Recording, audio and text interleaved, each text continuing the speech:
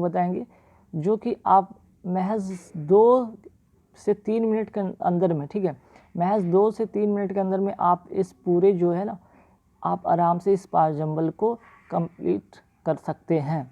Within 2 और 3 minutes आप इसे इजीली सॉल्व कर सकते हैं।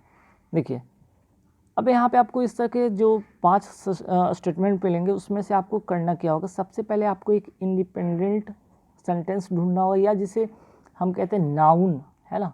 हमें क्या सबसे पहले ढूंढना होगा, नाउन। नाउन के बाद क्या ढूंढना होगा, प्रोनाउन, ठीक, इस तरह से। और उसके बाद सेंटर में जो कनेक्टर वर्ड होते हैं वो आपको ढूंढना होगा, ठीक। उसके बाद आपको, और लास्ट में जो होता है, जैसे लास्ट की अगर हम बात करें, लास्ट में जो होता है कि फाइनली या फॉर एग्जांपल इस तरह से जो होते हैं लास्ट में होते हैं। तो मैं स्टार्टिंग में कम से कम आराम से यहाँ पे कम से कम जो फर्स्ट सेकंड और थर्ड तो आराम से ढूंढ सकते हैं। अगर फर्स्ट सेकंड थर्ड अगर आप एलिमिनेट कर लिए तो फोर्थ फिफ्थ आराम से हो जाता है एलिमिनेट। अब देखिए यहाँ पे करेंगे क्या, सबसे पहले हमें एक बार सेंटेंस को फटाफट पढ़ लेना होता है, ठीक, उसके अनुसार ही आप इसे सेट करते हैं, है ना।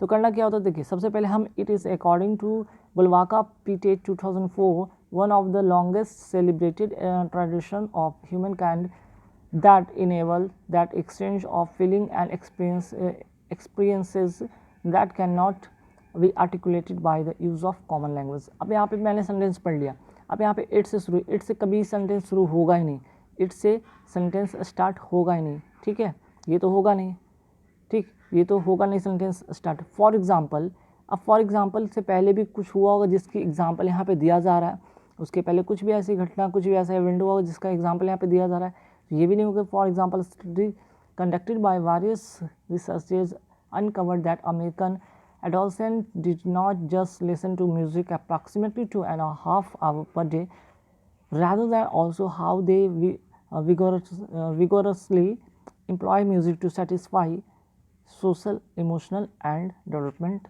रिक्वायरमेंट्स। तो देखिए यहाँ पे ये भी सेंटेंस नहीं होगा फर्स्ट में। अब देखते हैं music is and always have been an integral part of society. हाँ, यहाँ पे ये जो देख रहे हैं, एक तो आपका एक इंडिपेंडेंट वर्ड भी सेंटेंस भी है, सेकंड क्या है यहाँ पे, ये नाउन है ना। यहाँ पे आपका नाउन मिल गया, मीन्स कि आपका ये फर्स्ट सेंटेंस यहाँ पे ये आपको मिल गया, ठीक है, फर्स्ट सेंटेंस आपका मिल गया, यहाँ पे ये हो गया।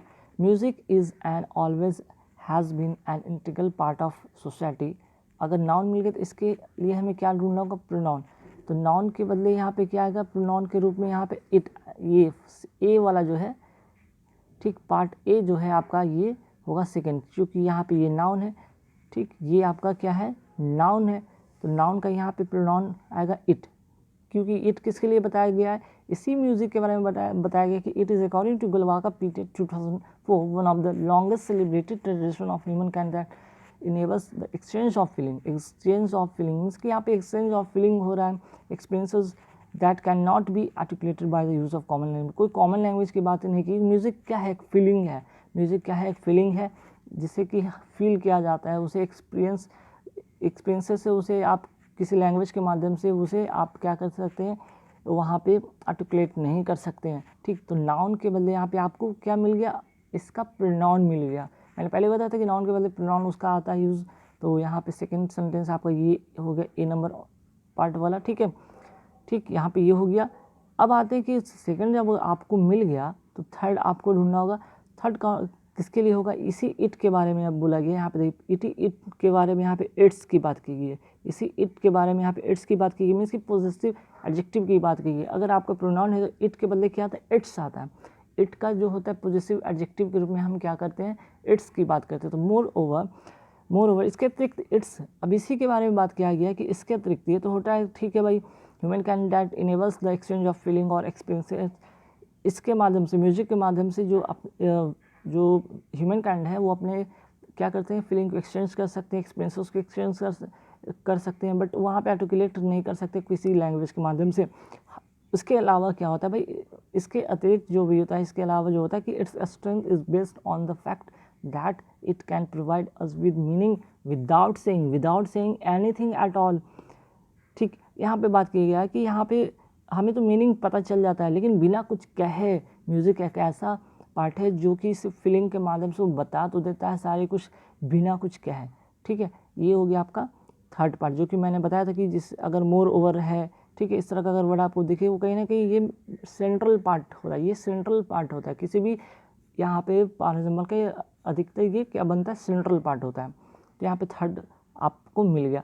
अब यहाँ पे फोर्थ ढूंढना है, तो देखिए यहाँ पे फॉर एग्जांपल में जान लीजिए कि फॉर एग्जांपल से जितने भी सेंटेंस अगर फॉर एग्जांपल हो वो क्या होगा, वो लास्ट का होगा, ठीक। तो यहाँ पे फिफ्थ का ये हो गया, तो अगर ये फिफ्थ का हो गया तो फोर्थ का तो ये हो गया ना, क्यों, क्योंकि यहाँ पे फोर्थ का यहाँ पे एक और फिर से यहाँ पे पढ़ लीजिए, फोर्थ में क्या था, daily life doesn't exist without music, इसी की बात की, इसकी स्ट्रेंथ की बात की गई थी, तो उसी के बारे में बताया जा रहा है, एक कॉन्ट्राडिक्ट कहा जा रहा है कि daily life doesn't exist without music and since every age group within a society is exposed to it, it comes to no surprise that each age group evaluate its importance differently। और इसी it's के बारे में बताया गया कि इसकी यहाँ पे इम्पोर्टेंस जो है, इसकी महत्वता को अलग अलग तरीक़ों से यहाँ पे बताते हैं अलग अलग एज के ग्रुप, बिना सरप्राइज हुए, ठीक है। तो यहाँ पे इसी की बात की गई है। तो यहाँ पे डेली लाइफ की बात हो गया कि चलो भाई कि अगर यहाँ पे बात हो रहा है कि म्यूज़िक जो है क्या है, एक इंटीग्रल पार्ट ऑफ सोसाइटी है, सोसाइटी का इंटीग्रल पार्ट है। और इसकी बात अगर करें तो ये क्या करता है, ये फीलिंग को एक्सचेंज करता है, एक्सचेंज करता है बिना किसी कॉमन लैंग्वेज को, बिना कुछ कहे, ठीक है। सिर्फ ये मीनिंग तो बताता है, इस हमें मीनिंग बता सकता है, बट यहाँ पे बिना कुछ कहे। और डेली लाइफ की बात अगर हम बात करें यहाँ पे, तो म्यूज़िक क्या है, बिना म्यूज़िक का, ठीक, without music since every age group within a society is expose to it, ठीक है, इसके बिना कोई एक्सपोज नहीं कर पाएंगे। It comes to no surprise, ये जानकर ऐसा नहीं होना चाहिए कि is age group evaluate its important differently, और इसका हर एज में इसकी महत्वता अलग अलग है, ठीक। अब यहाँ पे इसकी बात होगी तो फॉर एग्जांपल की इसी के रूप में यहाँ पे एग्जांपल दिया जाए, तो यहाँ पे for example study conducted by various researchers uncover American adolescents did not just listen to music approximately 2.5 hours per day, rather than also how they vigorously employ music to satisfy social, emotional and development requirements, ठीक। तो यहाँ पे music क्या कर रहा है, यहाँ पे सेटिस्फाई कर रहा है सोशल का, इमोशनल का और डेवलपमेंट रिक्वायरमेंट्स का। अगर आप 2 से 3 घंटा नहीं भी यहाँ पे बात करते हैं कि अगर सुनते हैं फिर भी म्यूज़िक, तब भी यहाँ पे चीज़ होता है। तो यहाँ पे फाइनली यहाँ पे फिफ्थ सेंटेंस जो हो गया फॉर एग्जाम्पल का हो गया, और ये हो गया फोर्थ सेंटेंस। अब इस तरह से आपने सजा लिया कि भाई यहाँ पे अगर ए बी सी डी इस तरह से अगर हो गया कि आपका फर्स्ट पार्ट कौन है, सेकंड पार्ट कौन है, थर्ड पार्ट कौन है, फोर्थ पार्ट कौन है, फिफ्थ पार्ट कौन है, clear. First second third fourth five यहाँ पे पार्ट अगर आपको क्लियर हो गया होगा, तो अब हम चलेंगे यहाँ पे इसके क्वेश्चन को, जो 5 क्वेश्चन आते हैं एग्जाम पे, इसी बेस्ड आराम से यहाँ पे सॉल्व किया जा सकता है। तो ध्यान रखिएगा, किसी भी पैराजम्बल को करने के लिए हमें क्या ढूंढना होता है, सबसे पहले इंडिपेंडेंट एक सेंटेंस ढूंढना होता है, या जिसे कहते हैं नाउन, देन उसके बाद आपका प्रोनाउन और सेंट्रल पार्ट होता है। सेंट्रल पार्ट के बाद उससे रिलेटेड जो सेंटेंस होते हैं, और फाइनली जो होता है कि जैसे फॉर एग्जांपल फाइनली इस तरह के जो सेंटेंस होते हैं जो लास्ट में आते हैं, उसको आपको फॉलो करना पड़ेगा, ठीक। अब देखिए फर्स्ट में आते हैं कि which of the following is the second sentence after rearrangement. अब सेकेंड सेंटेंस हमें पता है कि ए नंबर ऑप्शन है, यहाँ पर टिक कर लेंगे, ठीक। Next which of the following is the third, ठीक है, third sentence after rearrangement. Third की बात की, थर्ड हमें पता है कि ए पार्ट वाला है, ठीक है, तो यहाँ पर टिक कर लेंगे। नेक्स्ट क्वेश्चन है which of the following is the first sentence after rearrangement. First sentence की बात की गई है, तो फर्स्ट सेंटेंस हमारा कौन सा है, फर्स्ट सेंटेंस हमारा सी नंबर पार्ट, टिक कर लेंगे, ठीक। फिर क्या है next, which of the following is the last sentence after rearrangement. Last sentence हमें पता है कि बी नंबर ऑप्शन है, यहाँ पे फिफ्थ में लिखा हुआ है। एंड लास्ट वन क्वेश्चन का है जो कि which of the following is the fourth, यहाँ पे फोर्थ कर लीजिएगा, ठीक है, यहाँ पे एक चीज़ ठीक के बाद यहाँ पे एच आप ऐड कर लीजिएगा, fourth sentence after rearrangement. Fourth sentence कौन सा होगा, डी नंबर ऑप्शन यहाँ पे होगा।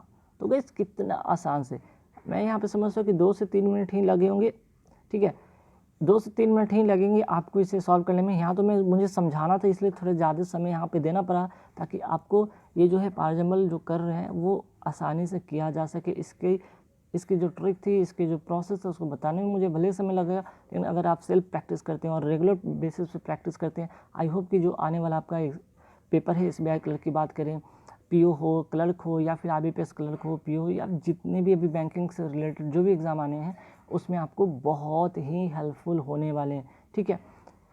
कुछ एग्जाम में अगर तो इस तरह से भी हो सकता है, लेकिन खैर वहाँ पे जो सेंटेंस अरेंजमेंट का तरीका था LIC जो AA का पेपर हुआ उसमें PQRS के जैसा आया था, मीन्स कि एक सेंटेंस यहाँ पे 4 सेंटेंस दिया हुआ था, ठीक, 4-5 पार्ट में किया हुआ था उसमें, और उसी 5वें पार्ट को आपको क्या करना था, अरेंज करना था। 5 पार्ट में दिया हुआ था, उसको अरेंज करना था, कौन सबसे पहले आएगा, सेकंड, थर्ड, फोर्थ, फिफ्थ कौन सा आएगा। छोटे छोटे सेंटेंस ही, ये तो काफ़ी लंबे सेंटेंस है, उसमें बहुत ही 4 से 5 वर्ड का ही सेंटेंस वहाँ पे करने, 4 से 5 वर्ड का एक सेंटेंस टाइप का था, 5 पार्ट में डिवाइडेड था, उसको कनेक्ट करके एक कंप्लीट सेंटेंस बनाना था कि ए के बाद क्या आएगा, बी के बाद क्या आएगा। जैसे कि अगर हम सेंटेंस कंप्लीट करते हो सकता है BACDFI इस तरह से करके वहाँ पे था।